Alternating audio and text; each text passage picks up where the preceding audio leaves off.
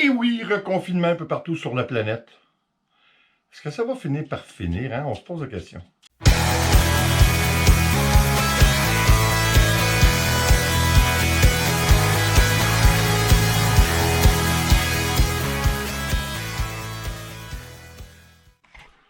Bonjour tout le monde. Aujourd'hui, j'ai pas beaucoup de solutions à apporter à la situation. J'ai surtout un partage d'inquiétudes à faire avec vous.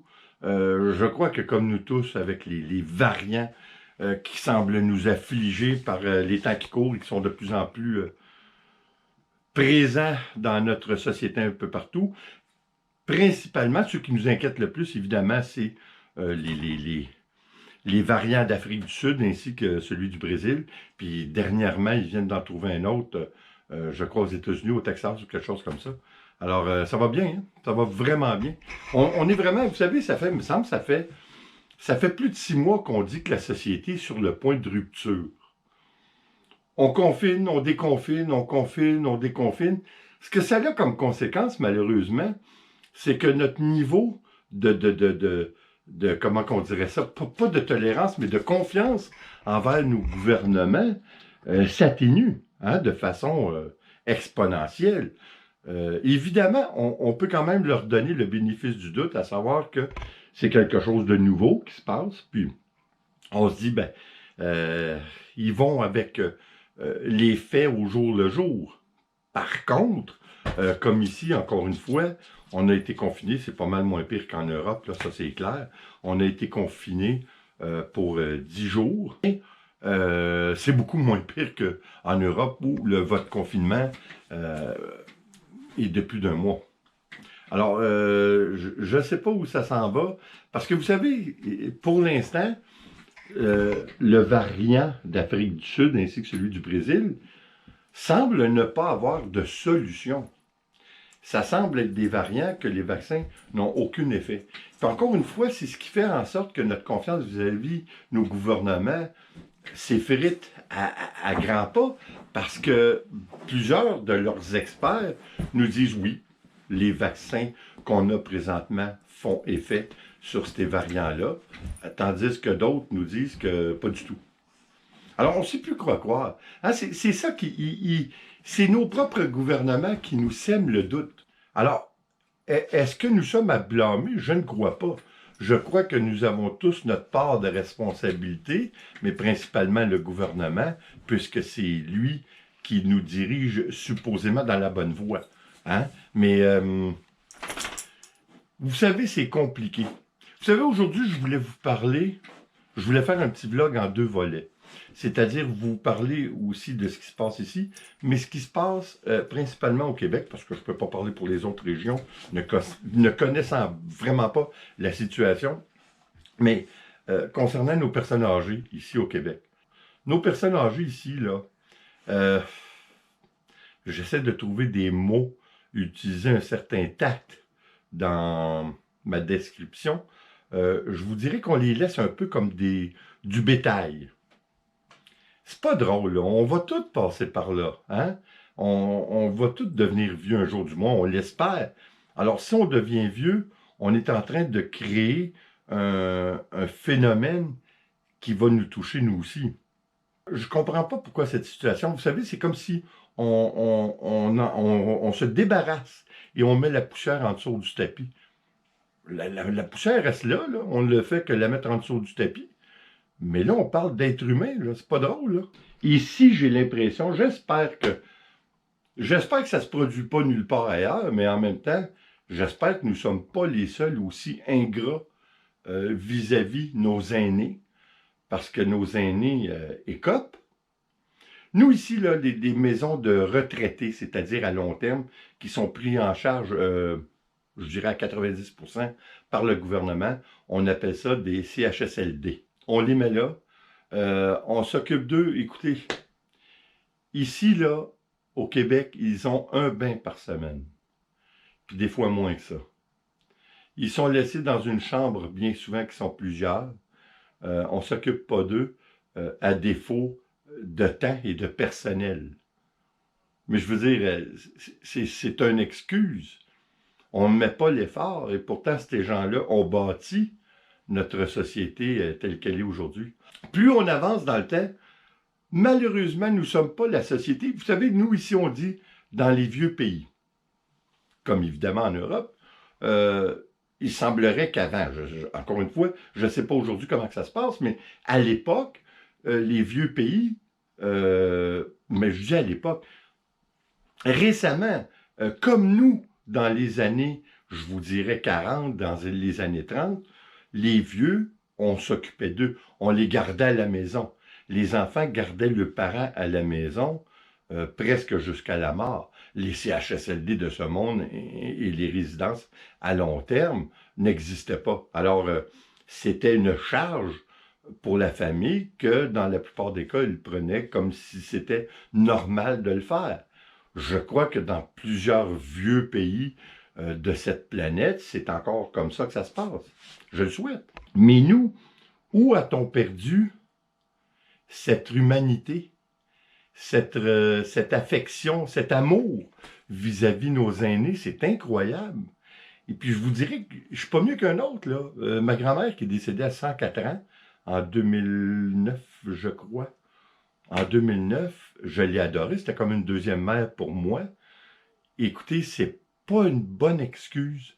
Je n'allais vraiment pas la voir régulièrement parce que ça me faisait mal. Souvent, elle n'était pas toute là. Elle avait des plaies de lit. Je trouvais que c'était une torture.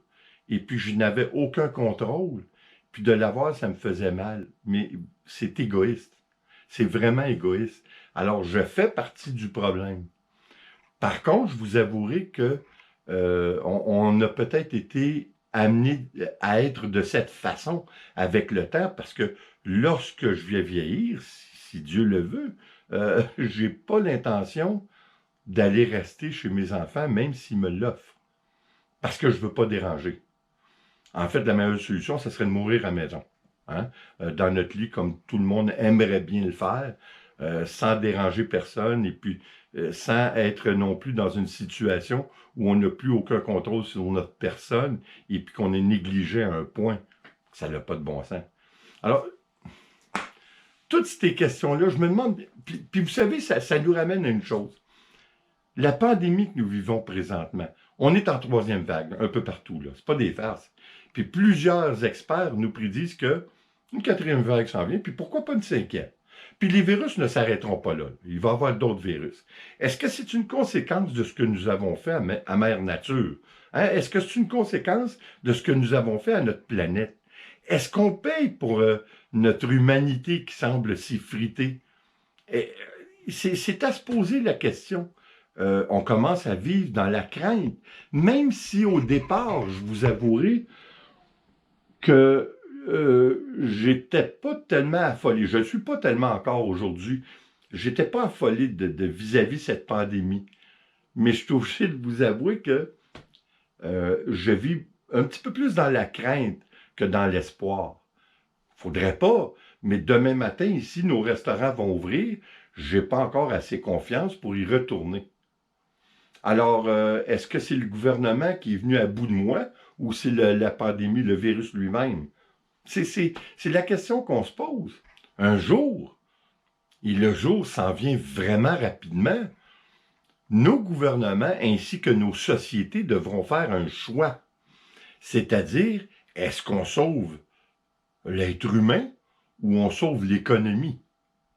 Parce qu'un ne va pas sans l'autre, là. Mais on peut pas jouer avec les deux. Alors, je me dis, oui, probablement qu'on se dirige pour sauver l'être humain. Je crois que c'est de plus en plus le cas. Je peux me tromper. Mais de cette façon, j'ai prédit un crash économique à la grandeur de la planète comme du jamais vu. Ça, c'est pas pour se faire des peurs. C'est une équation qui est quand même assez simple. Les milliards et les milliards que tout ça nous coûte, et puis peu importe que le virus serait pas tout à fait comme ils nous disent ou non, ça coûte des milliards et des milliards à tous les pays du monde pour se procurer ces fameux vaccins, et ainsi de suite. Puis là, on ne parlera pas des vaccins, l'AstraZeneca, et ainsi de suite. Ça commence à être une polémique que je ne veux pas embarquer là-dedans parce que On ne sait plus quoi penser. Encore une fois, il y a des experts qui nous disent une chose, puis d'autres experts qui nous disent une autre chose. Alors, on ne sait plus sur quel pied danser, on ne sait pas où on s'en va. Écoutez, c'est malheureux tout ça.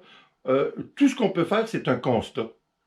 Hein? Parce qu'on n'a pas, premièrement, on n'a pas l'expertise nécessaire pour aller plus loin. On ne peut malheureusement qu'observer la situation et puis s'ajuster en conséquence. Mais s'ajuster, c'est facile à dire. Hein? Depuis 1 an, on a vu nos petits-enfants, on n'a plus le doigt sur une main qu'il en faut pour les compter. C'est vraiment malheureux. Écoutez, c'est vraiment, puis le système de la santé, là, il est engorgé par-dessus tout ça. J'ai une bronchite aiguë qui dure depuis plus de 5 mois. J'ai été consulté au mois de février. J'ai eu des antibiotiques, malheureusement, je suis le responsable. J'ai eu des antibiotiques qui me font puis que j'ai pas pris de façon adéquate. Alors, je traîne encore cette fameuse bronchite. Mais là, je vais aller consulter, mais je suis obligé de vous dire qu'une des raisons, un petit peu, c'est que je voulais pas aller dans le système de la santé présentement. Je voulais pas me rendre à l'hôpital, ni dans des cliniques COVID, qu'on appelle ici, pour toutes les raisons qu'on connaît. Hein? J'ai un petit peu peur de la situation. Je veux pas aller dans un milieu où le virus semble florissant. Hein? C'est ridicule. Alors, ce que je vais faire, je crois, que je vais aller consulter en clinique privée, même si ça coûte près de 300 $. Je veux dire, on est prêt des fois à mettre, à dépenser des sommes formidables pour des véhicules, pour des voitures ou pour des cuisinières, ainsi de suite, alors qu'on ne serait pas prêt à mettre un petit 300 $ pour nous. Je crois que le débat s'arrête là. Hein? Là-dessus, je vous retiens pas plus longtemps. Malheureusement, c'est pas Jojo aujourd'hui, mais c'est pas que c'est décourageant, c'est pas que c'est encourageant non plus. C'est qu'à un moment donné, il faut faire un constat de la situation. Puis comment qu'on se prend en main, c'est qu'il faut accepter la situation, parce qu'en même temps, on n'a pas de contrôle. Alors, si le gouvernement nous dit on ferme tout, qu'est-ce que vous voulez faire? On ferme tout, on ne peut pas aller se promener dans l'eau, on va se faire arrêter.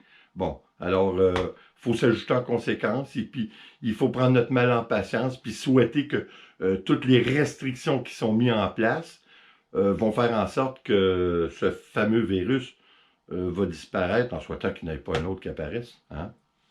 Ce qui semble souvent le cas des fois. Écoutez, là-dessus, merci d'être là. Comme toujours, s'il vous plaît, abonnez-vous, laissez un commentaire et partagez, c'est toujours apprécié. En mon nom, Nicole et notre grosse patate whisky, je vous dis attention à vous, puis on se revoit à la prochaine vidéo. Ciao.